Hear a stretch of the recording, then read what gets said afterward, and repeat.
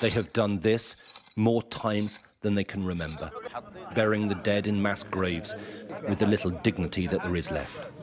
40,000 people killed in just over 10 months fighting. Israel disputes that figure, but in truth, it could actually be much higher.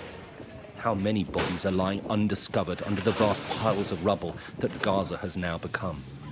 Many of the dead are Hamas and Islamic Jihad fighters, responsible for Israel's darkest day. But then there are the civilians, the innocent. That emotionless phrase only used in war and by militaries. Collateral damage. For sure, this war is destroying Hamas bit by bit. But it is also wiping out Palestinian families, childhoods, communities, and hope. They keep talking about negotiations and continue to commit massacre after massacre. I don't believe the war is going to end, not even 1%. I don't have hope at all. Shay's cousin, Carmel Gat, is a hostage in Gaza. She is believed to be still alive and could be among the first released if a deal is agreed in Doha. Carmel and all of the 115 hostages are just around the corner, and we have a real chance now to have them back safe at home. So your fear is that this is the final chance for a deal? I don't know, I'm afraid. I'm afraid.